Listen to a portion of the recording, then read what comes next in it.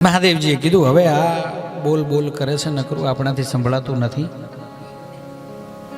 સંબંધમાં મોટા છે, વળી પાછી મને દીકરી દીધી છે, આપણે કઈ માથાકૂટ કરવી નથી.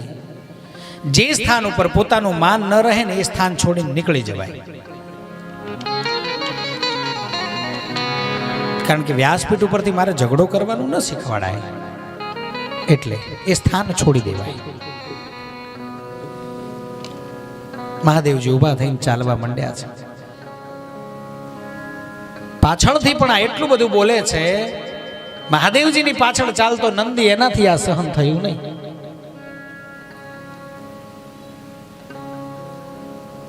ભગવાન સેજ આગળ ગયા, ચાલવામાં નંદી થોડા પાછળ રહ્યા. સેજ પાછળ આવી અને દક્ષ પ્રજાપતિને કહ્યું, સાંભળ, બહુ બોલી ચૂક્યો, આ મારા મહાદેવની આજ્ઞા નથી, નહીતર અત્યારે ત્યાંથી પછાડી કૃષ્ણ કનૈયા. પણ મહાદેવે કંઈ કીધું નથી એટલે હું કંઈ કહેતો નથી, પણ મારાથી આ સહન થયું નથી. મહાદેવની નિંદા મારા કાનમાં પડી છે, હવે મારાથી રહેવાતું નથી, પણ હું તને શ્રાપ આપું છું. આ બકરાની જેમ તો ક્યારનો બે બે બે બે બે કર્યા કરે છે.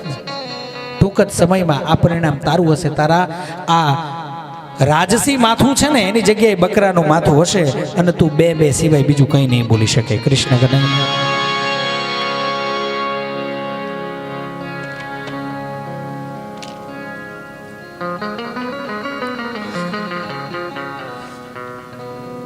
અને થોડું મોડું થાય તો વાંધો નથી ને, હે અડધો કલાક વાંધો નહીં ને. આ તો કથા તો જ કહું આ કથા, કારણ કે થોડી લાંબી છે એટલે.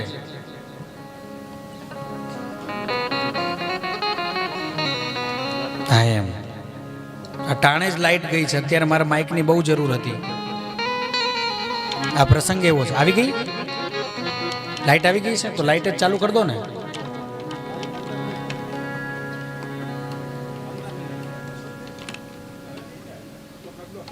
ગોઠવી નાખો.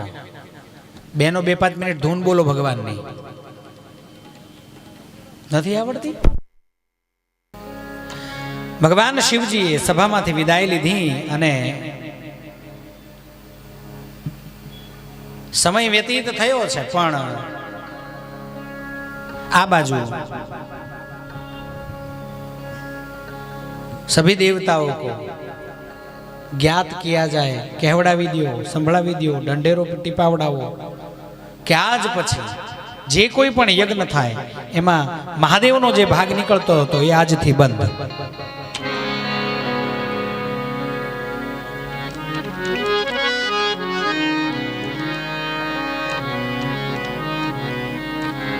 ઓલા તો પરમ વૈરાગ્યની અંદર નિરંતર મગ્ન હોય છે, એટલે આવી બધી જાહેરાતોથી મહાદેવને કોઈ ફેર પડે નહીં.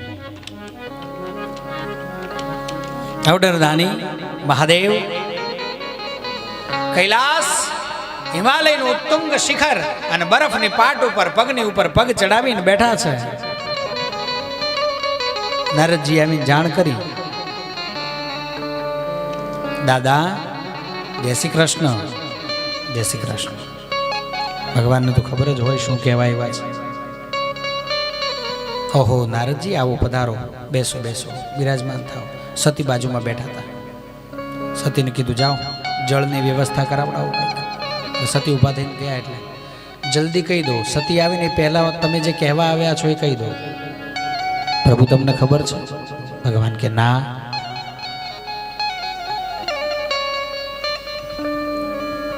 દક્ષ પ્રજાપતિ છે ને? હા છે. એમણે એવી જાહેરાત કરી છે કે હવે પછીના યજ્ઞો થશે ને એમાં તમારો ભાગ નહીં. કઈ વાંધો નહીં. જો આવી રીતે કોઈ આવે ને તો આનાથી પાછું ચેતવાનું.